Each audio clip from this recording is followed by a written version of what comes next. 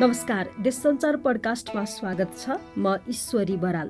आगामी सङ्घ र प्रदेशको निर्वाचनका लागि सत्तारूढ दलहरूको बीचमा चुनावका लागि सिट वितरण निकै सकसको अवस्थामा छ। सिट बाँडफाँडका आधार र मापदण्ड जटिल बनेको नेताहरू बताउँछन्। यसले राष्ट्रिय राजनीतिमा लागेकाहरूको भविष्य पनि निर्धारण गर्ने भएकाले सिट बाँडफाँड असहज बनेको देखिएको छ। गठबन्धन सहित चुनावमा जाने हुँदा जित निश्चित भएको ठान्दै गठबन्धनमा आबद्ध सबै राजनीतिक दलका नेताले आफूलाई केन्द्रमा राखेर टिकट दाबी गरेका छन्। समग्रमा गठबन्धन गर्दै गर्दा टिकट पाउनेलाई त ठिक लाग्छ, तर नपाउनेको हकमा ठुलो कित्ता यसबाट विमुख हुने अवस्थामा छ। यसले गर्दा राजनीतिमा निष्क्रिय हुने अवस्थाले गर्दा शीर्ष नेतालाई कार्यकर्ता परिचालन गराउनु पर्ने बाध्यता हुन आउँछ। लगभग धेरै स्थानमा अङ्क गणितले जित्न सक्ने देखाएका ठाउँमा पनि पार्टीभित्र आन्तरिक सहमति हुन सकेन भने हारिन्छ भन्ने पिरले पनि राजनीतिक दल र शीर्ष नेता दबावमा परेका छन्। यसले गर्दा पनि सिट बाँडफाँड गम्भीर र जटिल विषय हो।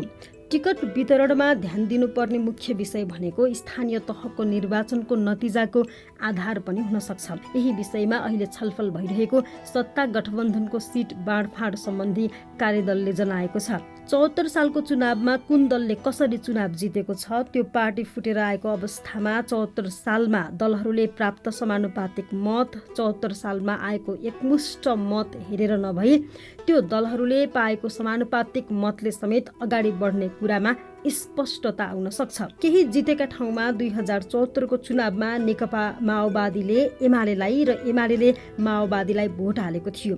अहिले त्यो अवस्था नहुने देखिएको छ। 165 मध्ये नेपाली कांग्रेस 100 सिट दाबी गरेको छ। माओवादी अध्यक्ष पुष्पकमल दाहालले भने कांग्रेसलाई 80 सिट दिन उपयुक्त हुने बताएका छन्।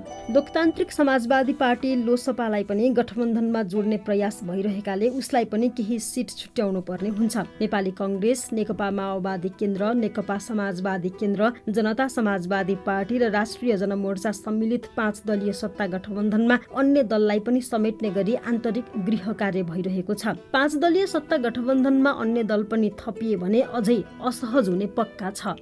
नेपाली कांग्रेसका सहमहामन्त्री बद्री पाण्डेले सिट बाँडफाँडमा अप्ठ्यारो परेको र मिलाउने प्रयास भइरहेको बताए। कार्यदलले गृह कार्य गरिरहेकाले सकारात्मक परिणाम आउन सक्ने उनले विश्वास व्यक्त गरे। महन्त ठाकुर नेतृत्वको लोकतान्त्रिक समाजवादी पार्टी लोसपा, डाक्टर बाबुराम भट्टराईको पार्टी, नेपाल समाजवादी केन्द्र लगायतका पार्टीहरू पनि सत्ता गठबन्धनमा आबद्ध हुने गरी छलफल अघि बढेको छ। छलफल टुङ्गोमा पुगेर यी दलहरू पनि सत्ता गठबन्धनमा समाहित हुने अवस्था आयो भने सिट बाँडफाँड झन् पेचिलो बन्ने निश्चित छ। सोमबार बसेको कार्यदलको बैठकले तालमेलको आधार र मापदण्ड सहितको बाँडफाँड प्रस्ताव ल्याउन संयोजक कृष्ण सिटौलालाई जिम्मा दिएपछि मंगलबार छलफल अघि बढेका छन्। सिटौलाले मंगलबार आवश्यकता अनुसार कार्यदल सदस्य र शीर्ष नेतासँग छलफल गरेका छन्, तर छलफल ठोस निष्कर्षमा पुग्न नसकेको समिति सदस्यहरू बताउँछन्। एक समिति सदस्यले भने कार्यदलका संयोजक सिटौलाले सिट बाँडफाँडबारे आवश्यक परामर्श गर्नु भएको छ। अहिले निष्कर्षमा पुगि नसकेको भएर बोल्न हतार नगरौं। कार्यदलले सत्ता गठबन्धनमा आबद्ध माधव कुमार नेपाल नेतृत्वको नेकपा एकीकृत समाजवादीलाई भने छुट्टै मापदण्ड बनाएको छ। कार्यदलका अनुसार एकीकृत समाजवादीका विषयमा यस अघिको निर्वाचन मात्रै आधार मान्न सम्भव नभएकाले छुट्टै मापदण्ड बनाइएको हो। माओवादी संसदीय दलका मुख्य सचेतक देव गुरुङले भने मंगलबार कार्यदलको औपचारिक बैठक नबसेको बताएका छन्। उनले देश संचारसँग भने मंगलबार सत्ता गठबन्धनले नागरिकता विधेयकबारे छलफल गरेको थियो, त्यो बाहेक अन्य विषयमा कुराकानी भएको छैन। सिट बाँडफाँड बारे कार्यदलमा औपचारिक छलफल भएको मलाई थाहा छैन। स्थानीय तहको निर्वाचनमा 5 दलीय सत्ता गठबन्धनसँगै चुनावमा होमिए पनि देशभरका 6 महानगर र 11 वटा उपमहानगरमा बाहेक अन्य स्थानीय तहमा सत्ता गठबन्धनको चुनावी तालमेल कार्यान्वयन भएन। त्यसो त गठबन्धनमा आबद्ध दलहरूभित्रै गठबन्धन सहित चुनावमा होमिने बारे एकमत हुन सकेको थिएन। गठबन्धनको सबैभन्दा ठूलो दल तथा सरकारको नेतृत्व गरिरहेको दल नेपाली कांग्रेसभित्र नेता शेखर कोइराला समूह चुनावमा एक्लै भिड्नुपर्ने पक्षमा थियो। सभापति देउवाले त्यसलाई पेलेर गठबन्धन सहित चुनावमा जाने निर्णय गरेका थिए। संघ र प्रदेशको चुनावमा कसरी जाने भन्ने बारे कांग्रेसभित्रै कुरा मिलेको छैन। गठबन्धनभित्र पार्टीले कति सिट प्राप्त प्राप्त गर्ने हो टुङ्गो नलाग्दै गर्दा नेता शेखर कोइराला समूहले 40% सिट दाबी गरिसकेको छ। शेखर समूह केही दिन यता निरन्तर गुटको छलफलमा छ भने नेता कोइराला र पार्टी सभापति देउवा बीचको भेटघाट पनि बाक्लिएको छ। केन्द्रीय सदस्य अजय बाबु शिवाकोटीले सभापति देउवाले पार्टीभित्रको आन्तरिक एकतालाई ध्यान नदिने हो भने आन्तरिक राजनीति र लोकतन्त्र दुर्घटनामा पर्ने खतरा औल्याएका छन्। उनले देश सञ्चारसँग भने गठबन्धनका नेताहरूलाई सुरक्षित बनाउने नाममा सभापतिले पार्टीभित्र ध्यान नदिँदा असन्तुष्टिले विद्रोहको रूप लिन सक्छ। जे सोचेर गठबन्धन भइरहेको छ, जित्न सक्ने ठाउँमा पनि बलियो उम्मेद्वारले हारेका उदाहरण पनि छन्। उम्मेद्वार उठाउँदा ध्यान दिनुपर्छ।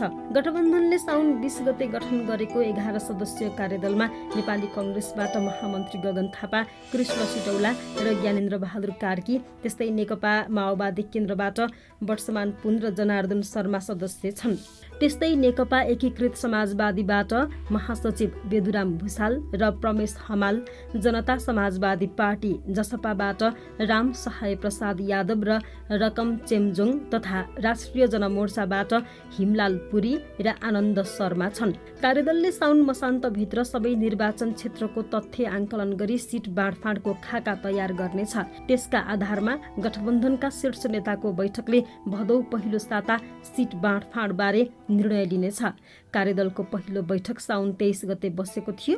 त्यस्तै साउन 26 गते बसेको बैठकले शीर्ष नेतालाई प्राथमिकतामा राखेर सिट बाँडफाँड गर्ने रणनीति सहित आफ्ना दलमा छलफल गरेर टुङ्गो लगाउने निर्णय गरेको थियो। त्यस यता कार्यदलमा निरन्तर जसो औपचारिक अनौपचारिक छलफल हुँदै आएको छ। कार्यदलमा सङ्घ र प्रदेशको निर्वाचनमा ठूला नेताहरूको सिट सुरक्षित गर्ने रणनीति सहित छलफल अघि बढाइएको छ। तर एउटै क्षेत्रमा 2 वा 2 भन्दा बढी बलिया दावेदार हुँदा तालमेलमा नेताको व्यवस्थापन भने सहज देखिएको छैन। सत्ता गठबन्धनमा आबद्ध दलका शीर्ष नेताहरूका निर्वाचन क्षेत्र एउटै पर्दा कार्यदलको बैठक सकारात्मक र नतिजा उन्मुख हुन नसकेको हो। नुवाकोट, तनहुँ, प्युठान, डोटी, सिन्धुपाल्चोक, मोरङ, कपिलवस्तु, मकवानपुर, झापा लगायतका जिल्लामा गठबन्धनका शीर्ष नेताको निर्वाचन क्षेत्र जुधेका छन्। नुवाकोटको क्षेत्र नम्बर 1 मा नेपाली कङ्ग्रेसका प्रवक्ता डाक्टर प्रकाश शरण महत, माओवादी केन्द्रका नेता हितबहादुर तामाङ र कङ्ग्रेसकै नेता जगदीश्वर नरसिंह केसीले आकांक्षा देखाएका छन्। यस्तै सिन्धुपाल्चोकको क्षेत्र नम्बर 1 मा माओवादी नेता एवं प्रतिनिधि सभाका सभामुख अग्नि सापकोटा र नेपाली कङ्ग्रेसका नेता मोहन बस्नेतको क्षेत्र पनि एकै हो। अघिल्लो निर्वाचनमा सापकोटाले बस्नेतलाई पराजित गरेका थिए। यस्तै झापाको क्षेत्र नम्बर 1 कङ्ग्रेस महामन्त्री विश्वप्रकाश शर्मा र माओवादी नेता राम कार्कीको निर्वाचन क्षेत्र हो। सत्ता गठबन्धनमा आबद्ध दल कङ्ग्रेस र माओवादीले यसलाई कसरी व्यवस्थापन गर्छ त्यो निकै जटिल विषय बनेको छ। अघिल्लो निर्वाचनमा माओवादी नेता कार्कीले कङ्ग्रेस नेता शर्मालाई पराजित गरेका थिए। यता तनहुँ क्षेत्र नम्बर 1 मा पनि कङ्ग्रेस नेता रामचन्द्र पौडेल र नेकपा एकीकृत समाजवादीका नेता कृष्ण कुमार श्रेष्ठ किसान र डोटीमा एकीकृत समाजवादीका नेता तथा पूर्व मन्त्री प्रेम आले र कङ्ग्रेस नेता वीर बहादुर बलायरको निर्वाचन क्षेत्र पनि एकै हो। 2074 को निर्वाचनमा तनहुँमा श्रेष्ठले पौडेललाई हराएका थिए भने डोटीमा आलेले बलायरलाई पराजित गरेका थिए। यी त केही उदाहरण मात्रै हुन्। सत्ता गठबन्धनलाई आगामी चुनावमा शीर्ष नेता व्यवस्थापन निकै चुनौतीपूर्ण र जटिल विषय देखिएको छ।